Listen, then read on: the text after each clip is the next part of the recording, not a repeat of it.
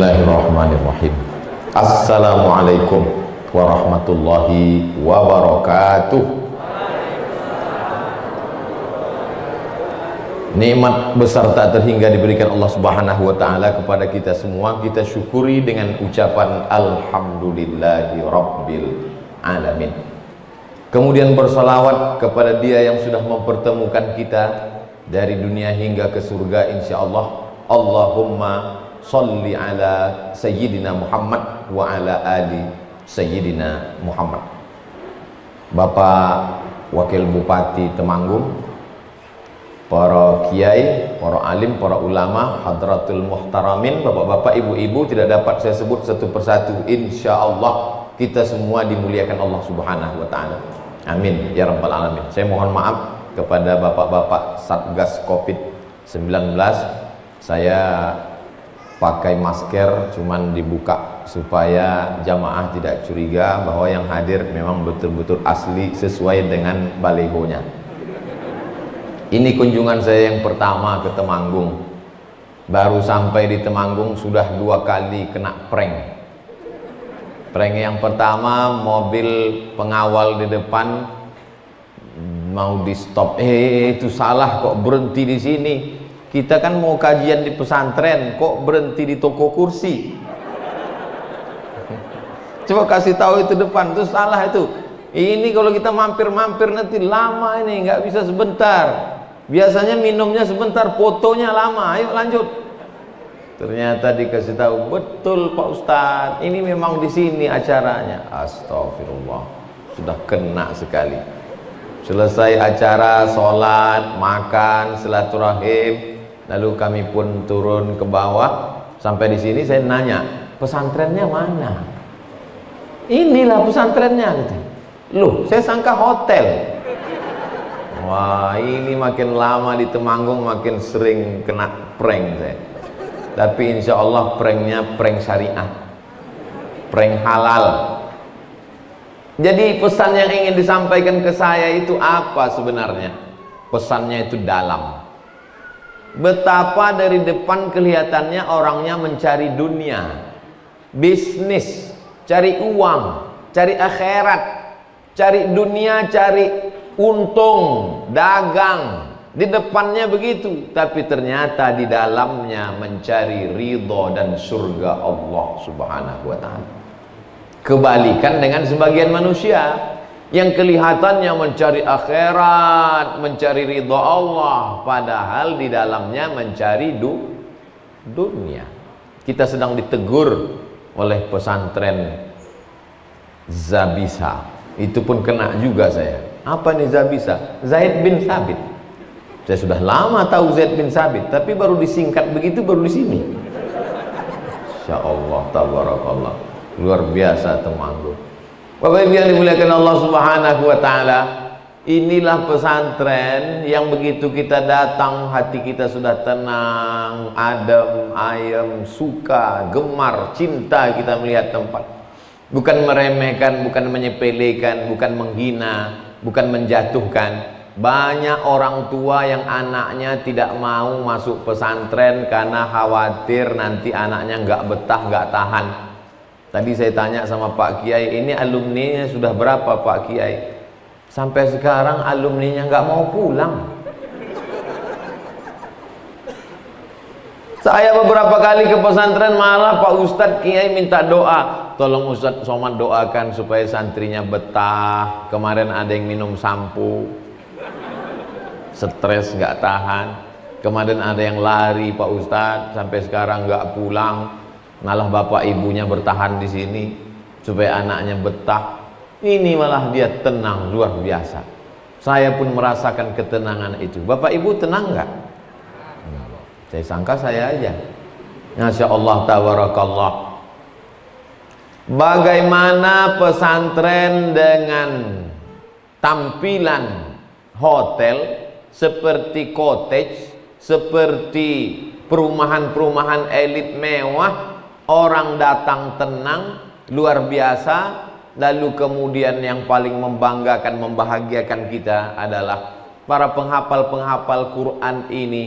Disampaikan Pak Kiai tadi, bajunya dilondrikan, makanannya diketeringkan. Begitulah cara memuliakan Al-Quran. Dan sampai hari ini pesantren ini tidak bangkrut. Sudah 7 tahun. Santrinya 160 orang yang sudah menghafal Quran menjadi hafiz mutqin lengkap 30 juz. 44 orang penghafal Quran. Andai Al-Quran terbakar di seluruh dunia ini, habis, kebakaran, Quran tidak akan hilang. Kenapa? Karena dari pesantren Zaid bin Sabit Temanggung ada 40 orang yang di dalam kepalanya ada Al-Quran 30 juz. Allahu Akbar. Inilah yang mewarisi warisan Rasulullah Sallallahu Alaihi Wasallam. Saya sebenarnya datang ke Temanggung ini sedang diajarkan Allah Subhanahu wa Ta'ala ingin menyebarkan informasi ini kepada seluruh Indonesia. Dan yang menonton acara ini saudara-saudaraku yang mencari nafkah di Hong Kong, di Taiwan, di Eropa, di Amerika, kemanapun kau merantau sejauh mata memandang.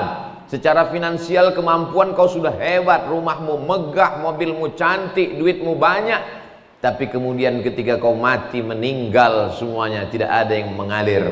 Tapi begitu kau punya uang, kau buat asrama yang bagus, berikan makanan gratis, maka datanglah para penghafal Quran.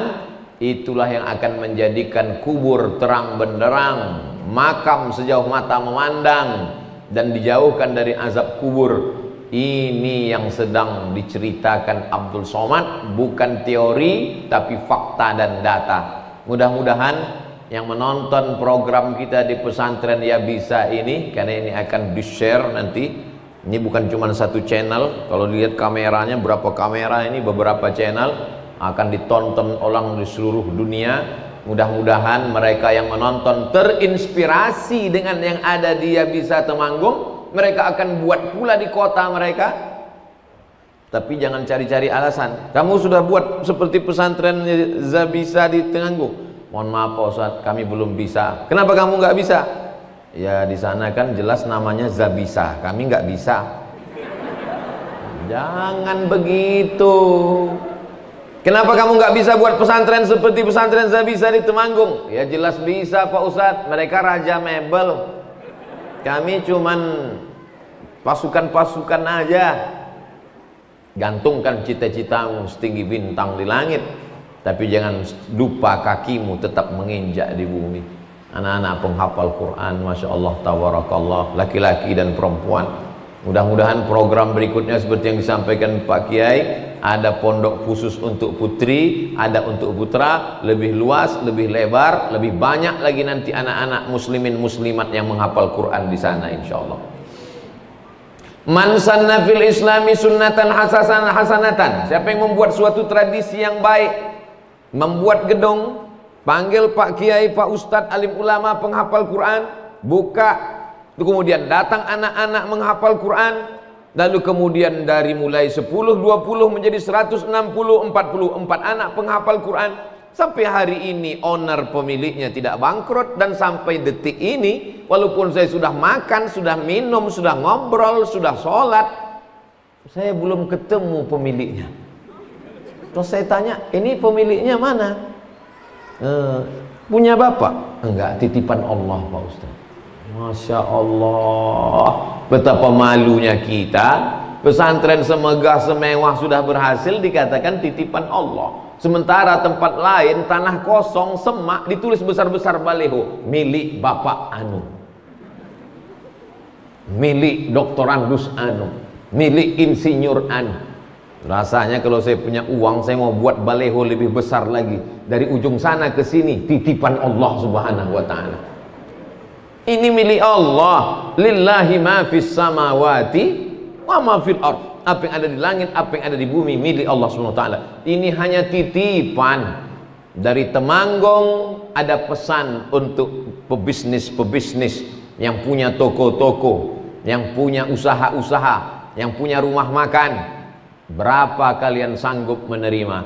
Kalau Zabisa Temanggung bisa menerima 160 anak, maka kalian bisa 100, alhamdulillah. Gak bisa 150, maka itulah yang akan mengalir. Iza matal insan, kalau manusia mati, inqata'ah, putus. Tapi ada yang tidak putus. Apa dia? Tiga-tiganya ada di sini. Yang pertama, shadaqatun jariyah, wakaf, mengalir. Setiap anak mengulang hafalan Qur'annya satu hari 2 juz.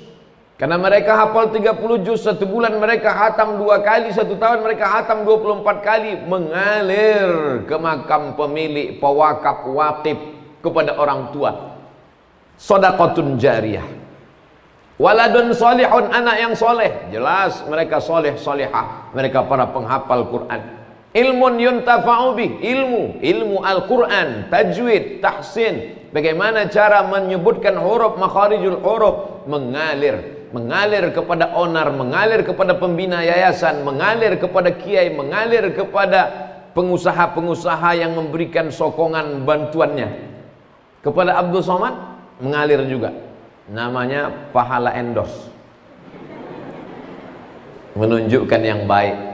Man dalla ala khairin falahu mithlu ajri fa'ilihi. Siapa yang menunjukkan kepada kebaikan-kebaikan, maka dia mendapatkan pahala seperti orang yang melakukannya. Saya mengajak kepada saudara-saudaraku, businessman, entrepreneur, usahawan yang berhasil, dari Sabang sampai Merauke, dari Sorong sampai ke Banda Aceh. Datang kalian ke Temanggung, satu-satunya kota yang pandai tersenyum, kata Pak Kiai. Datang kemari, belajar bagaimana cara buat yayasan, bagaimana cara membuat pengurusnya, ada pembinanya, ada penasehatnya, ada pengawasnya, ada pengurusnya yang terdiri dari ketua, sekretaris, bendahara. Bagaimana cara pembiayaannya, bagaimana cara mencari kiai penghafal Quran dengan metode yang tercepat. 11 bulan hafal Quran, santri yang hafal Quran dari Bengkulu. Ustadz tahu ini dari mana? Saya tanya dulu, biar saya ada bahan ceramah. Masa saya ngobrol ngalor ngidul gak jelas? Saya akan sampaikan ini, kemudian nanti kita munajat dan berdoa kepada Allah sampai jam 2. Jam 2 nanti saya akan pulang menuju Yogyakarta. Acara inti kami nanti malam MU, bukan Manchester United, Muslim United. Nanti malam akan ada lelang cincin, lelang untuk membantu saudara kita di Palestina. Jadi perjalanan ke Yogyakarta, tadi mampir di Wonosobo apa Bondowoso? Wonosobo, lalu kemudian Temanggung. Tadi saya bolak-balik tuh, saya ingat itu. Soalnya tadi sana disalah, di sini jangan-jangan Temanggung apa Tulungagung? Temanggung. Saudara yang dimuliakan Allah Subhanahu wa taala, itu bagi pengusaha-pengusahanya. Bagaimana dengan penguasa-penguasanya? Alhamdulillah, di tengah kesibukan Bapak Wakil Bupati bisa hadir. Kita doakan beliau panjang umur, istiqomah dalam iman dan Islam, memakai jabatan untuk menolong agama Allah Subhanahu wa taala. Mumpung tanda tangan masih laku, mendirikan rumah-rumah tahfiz Al-Quran. Jadi apa enggak jadi? Jadi. Kalau tanda tangan Abdul Somad untuk prasasti aja, peresmian masjid. Masjidnya udah jadi, tinggal tanda tangan aja. Tapi ada orang yang punya jabatan dititipkan Allah Subhanahu wa taala, ada yang diuji dengan hartanya, jadi rumah tahfiz. Ada yang diuji dengan kekuasaannya, jadi rumah tahfiz. Ada yang diuji dengan ilmunya, keluarlah para penghafal Quran. Banyak orang tua yang ragu, nanti kalau anak hafal Quran gimana fisika, biologi, kimia, matematika, bahasa Inggris? Itu kan kepalanya udah penuh Pak Ustadz. Kepala anakmu bukan flash disk guys. Nyanggapnya kepala anaknya udah penuh alif lam mim. Dzalikal kitabu la raiba fi. Sudah penuh 30 juz, nanti mau diisi fisika, kimia, biologi, matematika, bahasa Inggris nggak bisa lagi. Saya tanya itu ibu bapak guru sekolah. Pak guru, ibu guru, ya. Ibu pernah nggak ngajar anak yang hafal Quran dengan anak yang nggak hafal Quran? Pernah Pak Ustadz? Gimana pengalaman ibu ngajar? Anak-anak yang hafal Quran lebih cepat paham, lebih cepat ngerti, lebih cepat ngapal. Kenapa? Karena struktur otaknya sudah terbiasa. Di dalam kepalanya itu terus berulang hafalan-hafalan. Anak-anak yang lain itu Pak Ustadz, baru 2-3 kali diajak mikir sudah error. Kenapa? Karena kepalanya lebih banyak dipakai untuk main game online, nonton TV, main-main. Sebaliknya anak-anak kita ini, kepalanya itu adalah, maka jangan takut, jangan khawatir, jangan cemas. Anak kamu masuk sekolah tahfiz Quran? Nggak mau ah. Kenapa anaknya nggak ngapal Quran? Ngapain anak ngapal Quran? Nanti mau jadi apa? Paling-paling jadi imam tarawih. Makanya punya otak diupdate, di-upgrade, dibetulkan, dibenarkan. Coba jalan-jalan itu ke Yogyakarta, Universitas Islam Indonesia, datang ke Fakultas Kedokteran. Yang paling banyak masuk ke fakultas kedokteran yang dapat beasiswa full 100% free, gratis dengan uang saku adalah para penghafal Al-Quran.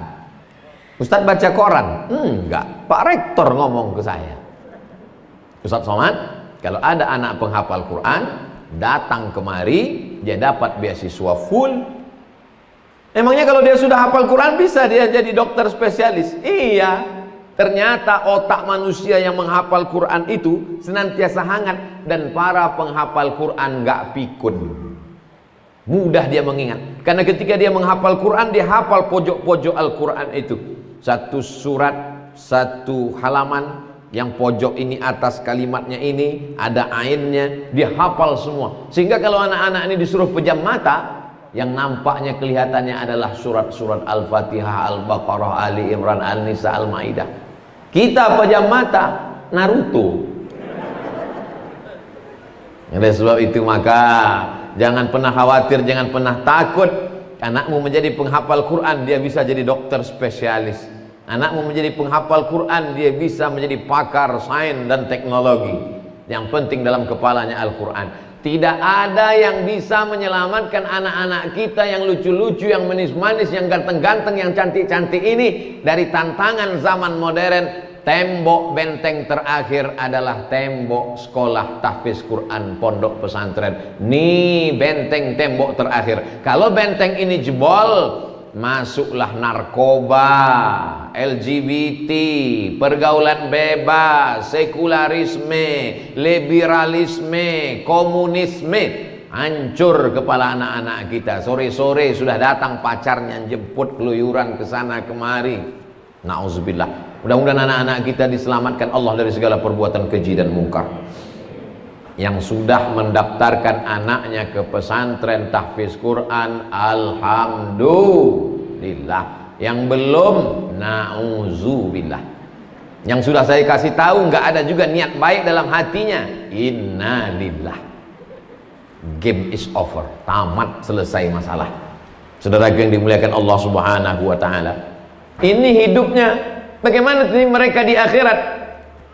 Hidupnya bisa jadi dokter spesialis, hidupnya dapat beasiswa, penerimaan ABRI, Angkatan Bersenjata Republik Indonesia TNI. Kebetulan salah satu panitia penerimaannya adalah jamaah kita juga, Ustadz Abdul Somad. Ini ada khusus penerimaan untuk penghafal Quran, silakan daftar. Tentara penghafal Quran. Videonya viral, Angkatan Laut ketika diperiksa oleh Bapak Jenderal suruh baca Quran. Angkatan Laut penghafal Quran, Angkatan Darat penghafal Quran, pilot pesawat tempur penghafal Quran, dokter spesialis penghafal Quran. Disitulah kebangkitan Indonesia menjadi baldatun thayyibatun wa rabbun ghafur. Pemimpin-pemimpin penghafal Quran. Maka kalau bayangkan bupati, gubernur, wali kota, menteri penghafal Quran, maka pada saat memperingati 17 Agustus dia adakan lomba tahfiz Quran. Tidak lagi laki-laki pakai daster istrinya main bola. Kenapa? Karena bagi dia adalah yang bermanfaat, berguna buat bangsa, buang umat. Jadi masa lalu tidak dapat kita ulang kembali. Menetes air mata darah kita mau nangis, yang lalu-lalu nggak bisa kita ulang. Lan tarji'al ayyamul lati madat, yang lalu tidak dapat diulang. Tapi yang akan datang kita bisa mulai Kalau ragu takut datang konsultasi ke Yayasan Subulus Salam Nusantara. Subulu jalan, salam keselamatan. Subulus Salam jalan-jalan keselamatan. Allahumma antas salam. Keselamatan itu dari Allah. Wa minka salam. Dan keselamatan itu akan kembali kepada Allah. Wa ilaika ya'udus salam. Hidupkan kami dengan keselamatan. Fahayyina rabbana bisalam. Masukkan kami ke dalam rumah yang penuh dengan keselamatan. Wa adkhilnal jannata daras salam. Tabarak rabbana wa ta'ala ya dzal jalali wal ikram. Jadi jangan pernah khawatir, cemas. Ini sekarang banyak yang khawatir, sampai-sampai mantunya kalau sekolah agama nggak diterima kalau ada calonnya datang. Kamu apa? SH, Kamen. Kamu apa? SE, melebu. Sampean apa? MAG, cabut. Master alam goib. Dia tidak mengerti. Itulah yang menyelamatkan akhiratnya. Itulah yang akan mendoakan dia. Allah maghfir lahu warhamhu wa'afihi wa'afu anhu wa akrim nuzulahu wa wasi' madkhalahu waghsilhu bil ma'i wasalji wal barat wa naqqihi minal khataaya kama yunqqa thawbul abyadu minad danas wa abdilhu daran khairan min darihi wa ahlan khairan min ahlihi wa qhi min fitnatil qabri wa adzabin nar. Allahumma ja'al qabrahu rawdatan min riyadil jinan. Doanya jelas, hafalan Qur'annya jelas, bacaannya jahar, terdengar. Banyak juga yang pandai doa tapi suaranya nggak ada. Tak apa-apa kata dia.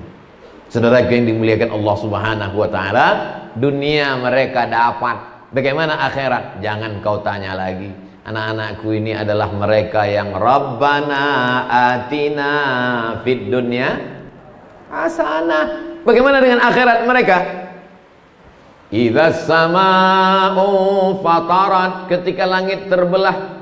Wa idzal kawakibu tasarat, planet bertabrakan. Wa idzal biharu fujirat, lautan diledakkan naik ke darat, tsunami namanya. Wa idzal quburu bu'athirat, semua yang dikubur bangkit naik ke atas. Alimat nafsum ma qaddamat wa akharat. Saat itu semua yang hidup baru sadar bahwa dia sudah berbuat atau belum. Bangkit dari kubur, bangun dari alam barzah. Mereka ketika bangun dari kubur, melihat ke kanan malaikat, lihat ke kiri malaikat, lihat ke depan malaikat, pandang ke belakang malaikat. Pandang ke belakang, Ustaz Somad. Kenapa aku bisa mati bangkit bersama malaikat? Apa kata Nabi? Kanjeng Nabi Muhammad SAW 14 abad yang lalu sudah kasih kabar gembira. Al-mahiru bil Quran, mereka yang menghafal Quran, mereka yang membaca Quran, mereka yang cinta pada Quran, ma'as safaratil kiramil bararah, mereka akan bangkit di padang mahsyar bersama para malaikat. Sekarang aja mereka sudah kelihatan kedudukannya tinggi. Berikut ini kami panggilkan Profesor Dr. Abdul Somad LCMA. Masih di bawah mereka lah yang akan mengangkat derajat Abdul Somad nanti.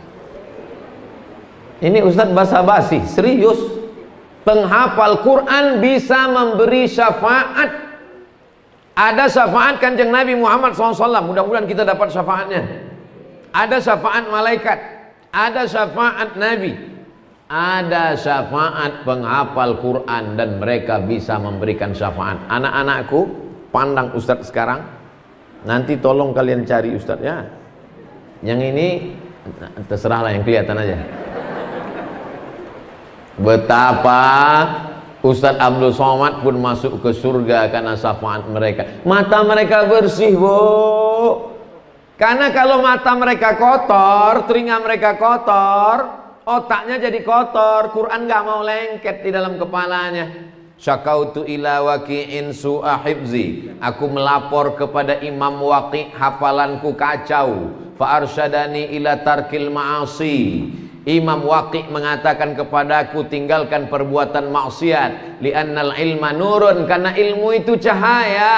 Wa nurullah la yuhdalil asi, cahaya tidak akan bisa masuk kepada orang yang berbuat maksiat. Kenapa mereka hafal Quran? Matanya bersih. Kalau ada alat detektor periksa mata mereka, dicek, bawa itu alat cek matanya, kelihatan di situ. Al-Falaq, An-Nas, Al-Fatihah. Begitu dicek mata kita, sinetron Korea. Yang sebelah kanan Bollywood. Tapi mata mereka bersih.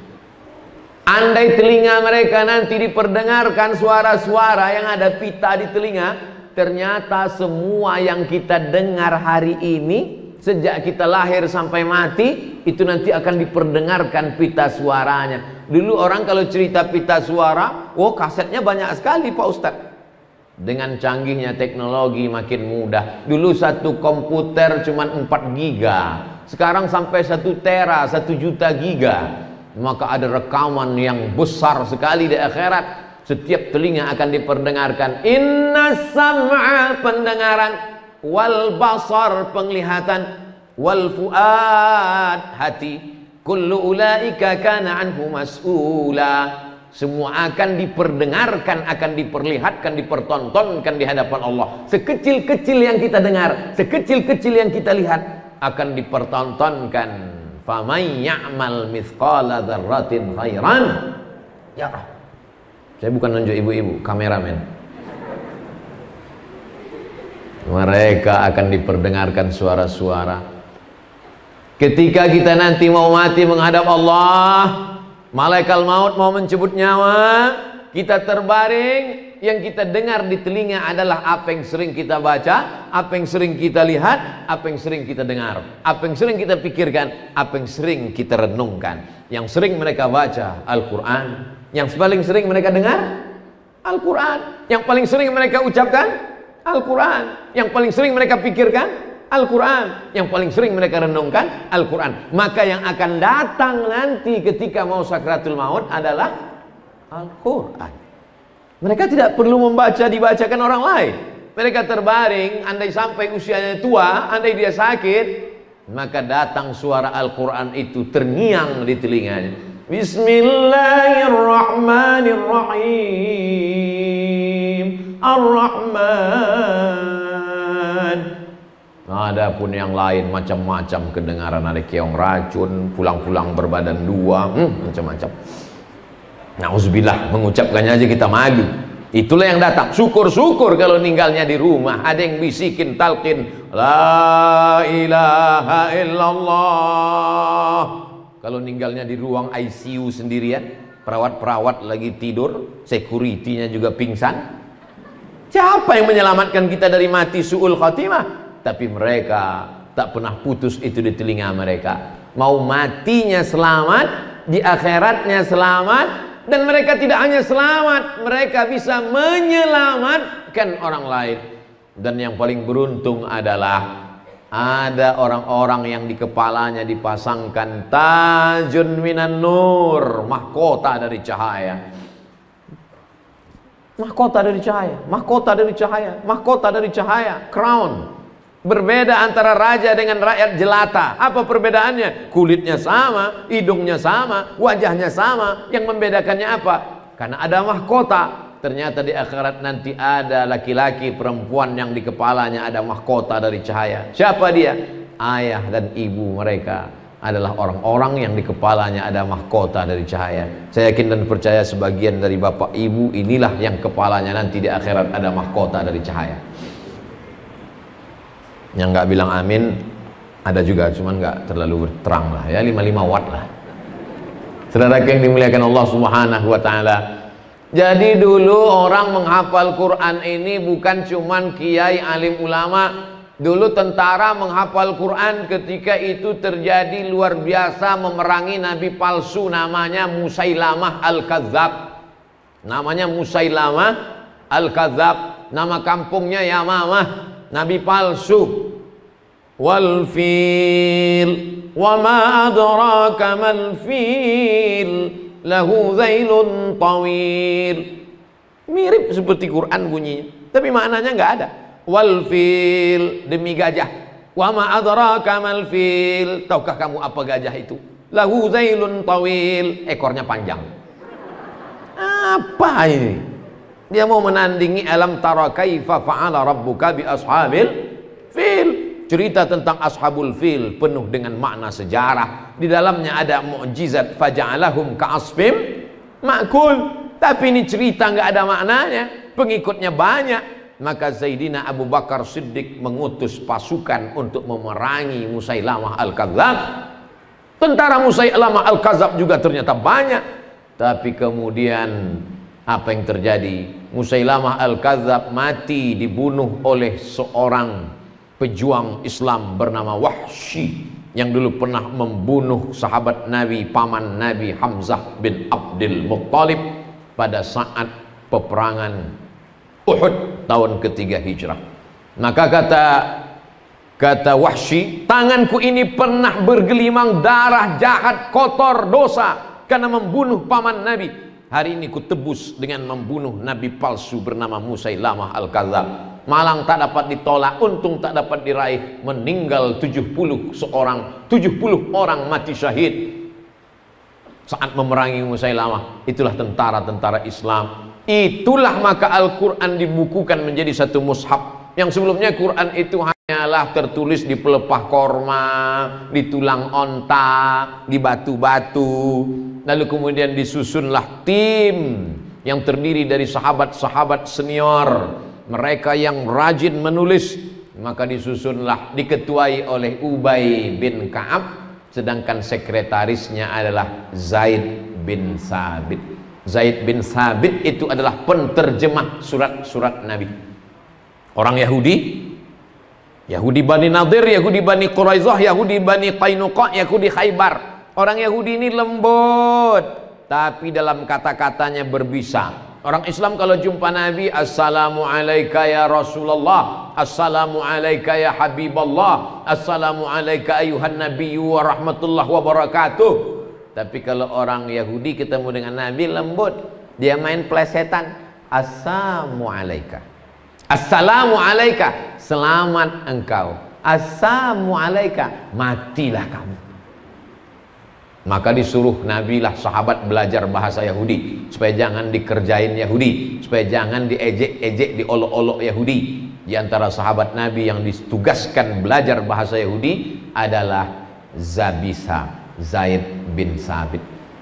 Nanti saya pulang ke Riau, saya ceramah di Sumatera, saya tanya, ada yang kenal Zabisa?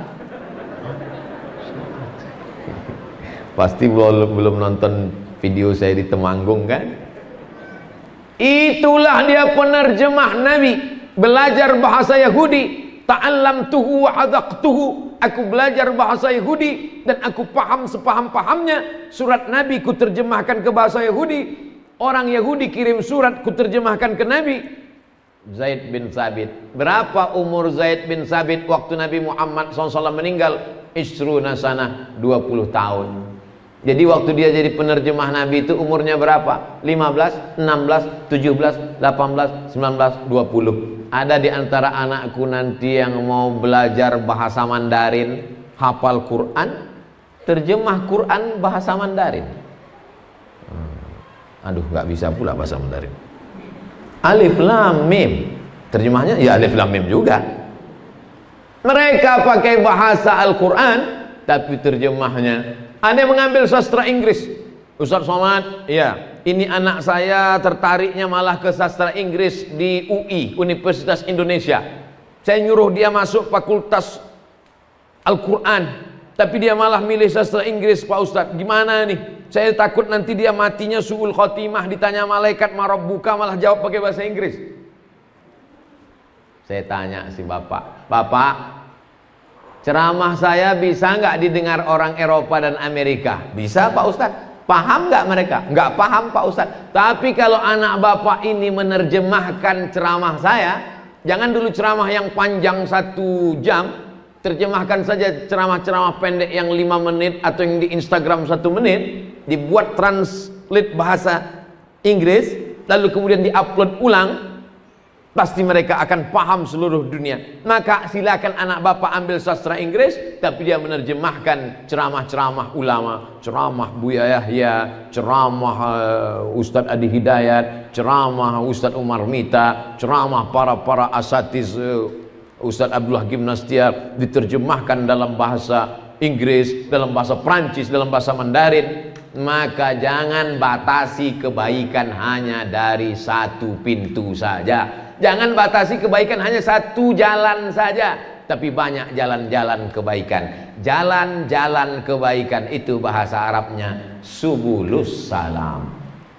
Apa itu Pak Ustaz subulus salam? Ini nama yayasannya, Subulus Salam Nusantara. Masya Allah, surat tilang sudah datang, waktu sudah habis. Saudara yang dimuliakan Allah Subhanahu wa Ta'ala, maka di waktu yang mulia, sekarang kita sedang berada di bulan yang mulia, bulan Muharram, bersama orang-orang mulia, para penghafal Quran, di hari yang mulia pula, maka kita berharap kepada Allah supaya kita pun mendapatkan kemuliaan dunia, kemuliaan di akhirat, insyaallah. Amin. Bapak Ibu, Abdul Somad, kita semua mati menghadap Allah. Yang tinggal, semua tinggal, rumah tinggal, mobil tinggal, kebun tinggal, semua tinggal.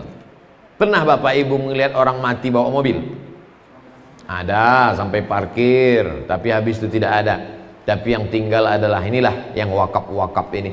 Anak-anak ini tetap membaca Quran seperti suara tawon, suara mereka menghulang hafalan Quran. Itulah yang sampai ke kubur, ke makam kita. Oleh sebab itu yang punya uang support sekolah tahfiz Quran dengan uangnya. Yang tidak punya uang tapi dia punya jabatan, support dengan jabatannya. Yang punya ilmu dengan ilmunya. Yang nggak punya apa-apa dengan doanya. Berdoa pun nggak mau, mati aja. Ustadz Somad ini sadis. Doa terakhir, doa hanya menggerakkan lidah meminta kepada Allah Subhanahu wa Ta'ala. Maka di hari baik, bulan baik ini kita berdoa kepada Allah Subhanahu wa Ta'ala.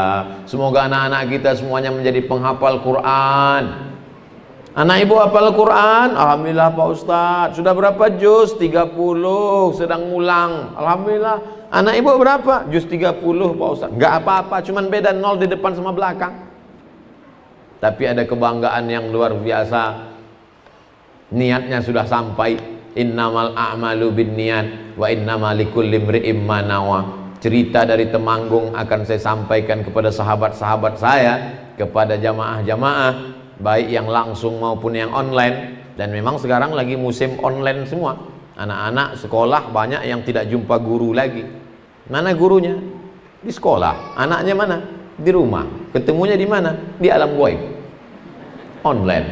Tapi hafalan Quran mereka tidak online. Sekarang banyak juga orang yang membaca Quran pun online. Mulutnya diam, dia ambil HP, buka MP3.